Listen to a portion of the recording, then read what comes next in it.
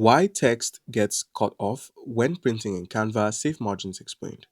If your Canva design prints but some of the text get cut off near the edge, the problem is usually safe margins. I will show you exactly how to avoid that.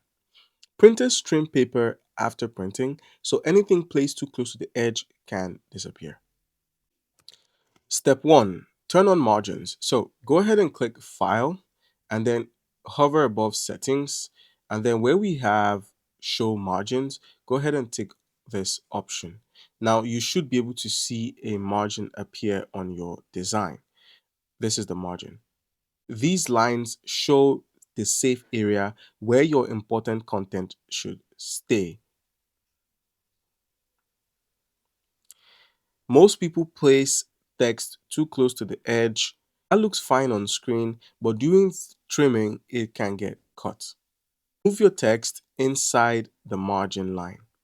This gives printers room to trim without touching your content. Here's the simple rule professional designers follow.